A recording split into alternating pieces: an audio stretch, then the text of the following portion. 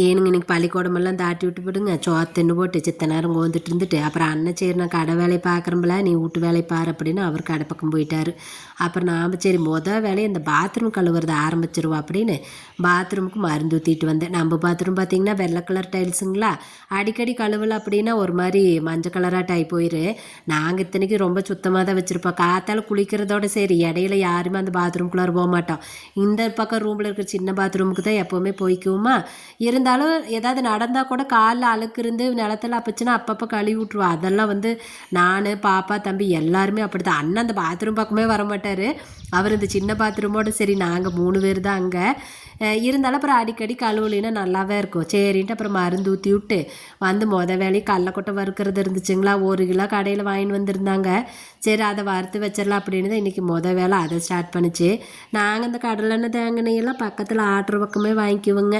அதனால் அங்கேயே அவங்க கடலக்கொட்டையை சேல்ஸ் பண்ணுறாங்களா, அப்புறம் எப்போவுமே அங்கே தான் வாங்கிட்டு வருவார். 1 கிலோ சம்டைம் 2 கூட வாங்கிட்டு வருவார்.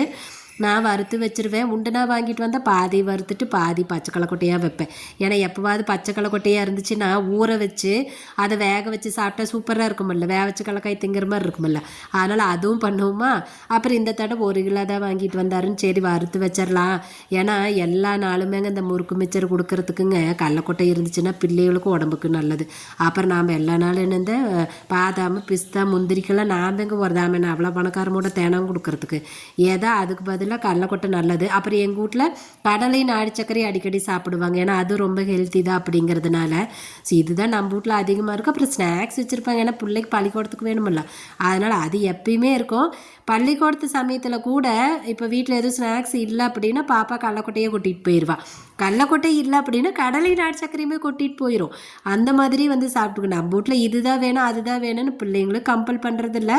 நாமளும் முடிஞ்ச அளவுக்கு வாங்கி வச்சுருவோம். அப்புறம் என்னைக்காவது நம்ம வேலையில் கவனிக்காமல் விட்டுட்டோம் அப்படின்னா இந்த மாதிரி சாப்பிட்டுக்குவாங்க. அதனால் நம்ம வீட்டில் எது இருக்குதோ இல்லையோ ஸ்நாக்ஸுக்கு கடலக்கொட்டை கம்பல்சரி இருக்கும். நாங்கள் அப்புறம் கடலக்கொட்டை சட்னி ஆட்டிக்குவோம். அது எங்களுக்கு எல்லாத்துக்குமே ரொம்ப பிடிக்கும்.